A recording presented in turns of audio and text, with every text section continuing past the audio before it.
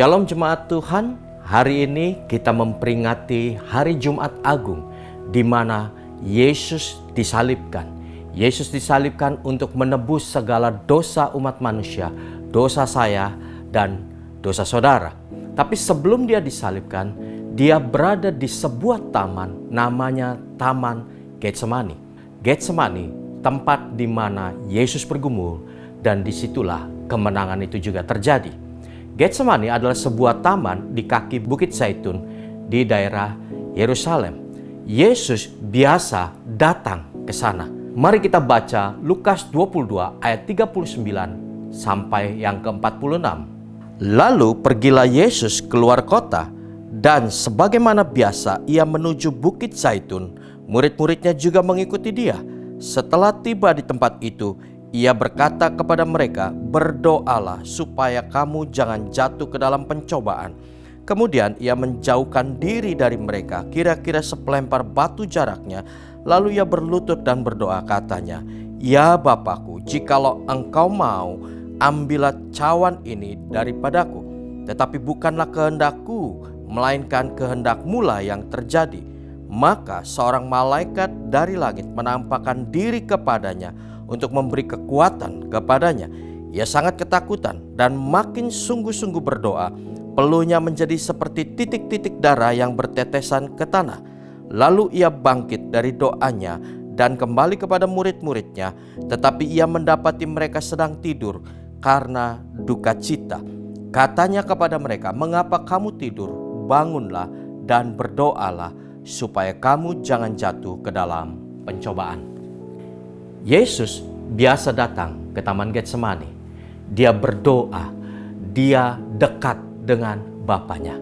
Ketakutan fisik tidak menghalangi apapun, tetapi dia takut kehilangan hubungan dengan Bapanya. Apakah hari ini, saudara, kita dekat dengan Allah kita ataukah tidak? Yesus dekat dengan Bapanya. Lalu dikatakan setelah dia takut, dia berkata, "Bukan kehendakku yang jadi, melainkan kehendak-Mu yang jadi." Di dalam Yohanes, kitab Yohanes, saudara, dikatakan bahwa ketika Yesus datang, dia tidak melakukan apa yang dia ingin lakukan, tetapi dia melakukan pekerjaan Bapa. Kalau dia melakukan sesuatu, dia lebih dahulu melihat dan mendengar apa yang Bapa berikan kepada hidup dia. Yesus bergumul dengan sangat ketakutan, tapi dia tahu bukan kehendak dia yang terjadi, melainkan kehendak Bapanya yang terjadi di dalam hidup dia. Dia mau hidup kita juga meniru apa yang dia lakukan. Bagaimana dengan hidup kita semuanya? Mungkin saudara berkata, "Saya bukan Tuhan Yesus. Saya masih banyak pergumulan, saya masih banyak ketakutan, saya masih banyak pencobaan-pencobaan yang sedang datang, dan saya tidak bisa melepaskan diri saya masih ada pergumulan-pergumulan." Sama seperti Petrus dan murid-murid yang lain, mereka juga punya pergumulan. Dikatakan di dalam ayat 45, lalu ia bangkit dari doanya dan kembali kepada murid-muridnya. Tetapi ia mendapati mereka sedang tidur karena duka cita. Murid-muridnya berduka cita karena apa? Karena mereka tahu bahwa Yesus sebentar lagi akan disalibkan. Mereka mungkin berpikir kalau Yesus jadi raja, mereka minimal jadi pengawal Yesus, atau mereka minimal jadi menteri-menterinya Yesus. Tetapi ternyata Yesus, raja orang Yahudi itu, hendak disalibkan, hendak dihukum, sehingga mereka tidak lagi punya kesempatan dalam pikiran mereka untuk menjadi orang-orang yang penting. Sehingga mereka berduka cita, mereka sedih, mereka takut karena kejadian ini. Lalu di ayat 46 dikatakan, katanya kepada mereka, "Mengapa kamu tidur? Bangunlah dan berdoalah supaya kamu jangan jatuh ke dalam berbagai pencobaan." Saudara, ketika kita mungkin ada di dalam ketakutan, di dalam berbagai pencobaan dan pergumulan, mulailah membangun hubunganmu dengan Tuhan. Bangunlah dan berdoalah. 1 Korintus 10 ayat 13 saya bacakan buat Bapak Ibu Saudara sekalian. Pencobaan-pencobaan yang kamu alami ialah pencobaan-pencobaan biasa yang tidak melebihi kekuatan manusia. Sebab Allah setia, dan karena itu Ia tidak akan membiarkan kamu dicobai melampaui kekuatanmu. Pada waktu kamu dicobai, Ia akan memberikan kepadamu jalan keluar sehingga kamu dapat menanggungnya. Alkitab berkata bahwa pencobaan yang kita alami bukanlah pencobaan yang luar biasa, tetapi pencobaan-pencobaan biasa yang tidak melampaui kekuatan batas manusia, kekuatan hidup setiap kita. Pada waktu kamu dicobai, Ia akan memberikan kepadamu jalan keluar. Wow, ayat ini sungguh melegakan buat hidup kita. Kita berpikir bahwa ketika kita dicobai, kita punya pergumulan, Tuhan pasti memberikan jalan keluar.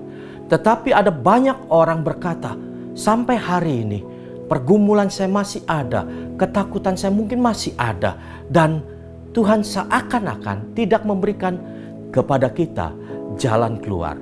Ayat ini ada lanjutannya, saudara.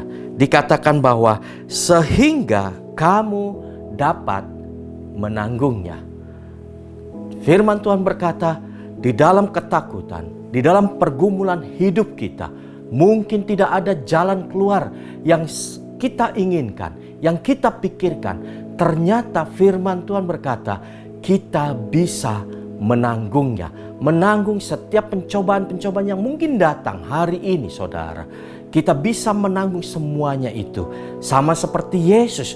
Yesus mungkin kelihatannya tidak punya jalan keluar dan dia harus menanggung salib itu di dalam kehidupannya. Bagaimana caranya supaya kita punya kekuatan yang baru? Yesaya 40 ayat 31 berkata demikian. Tetapi orang-orang yang menanti-nantikan Tuhan mendapat kekuatan yang baru. Mereka seumpama Raja Wali yang naik terbang dengan kekuatan sayapnya. Mereka berlari dan tidak menjadi lesu. Mereka berjalan dan tidak menjadi lelah. Firman Tuhan berkata, orang-orang yang menanti-nantikan Tuhan. Di dalam terjemahan lain dikatakan orang-orang yang diikat bersama-sama dengan Tuhan mendapat kekuatan yang baru. Kalau hari ini engkau ada di dalam pergumulan, engkau ada di dalam pencobaan-pencobaan yang sedang engkau lewati, nantikanlah Tuhan, datanglah pada Tuhan, berdoalah, dan engkau diikat bersama-sama dengan Dia. Maka ketika engkau diikat bersama-sama dengan Tuhan, engkau mendapat kekuatan yang baru. Seumpama Raja Wali yang naik terbang di angkasa, saudara. Jadi hari ini kita mau terus merenungkan karya salib di dalam kehidupan kita. Sama seperti Yesus sudah juga menanggung semua dosa dan kesalahan hidup kita. Baiklah kita ingin terus merenungkan karya salib dan dalam kehidupan kita. Merenungkan kebaikan dalam hidup kita. Mungkin hari ini engkau ada di dalam pergumulan, tapi percayalah engkau juga ada di dalam kemenangan yang Tuhan berikan. Yesus sudah memberikan contoh buat hidup kita bahwa Dia juga bergumul di Taman Getsemani, dan di tempat itu jugalah kemenangan juga ada. Selamat merenungkan karya salib di dalam kehidupan kita semuanya. Tuhan Yesus memberkati kita.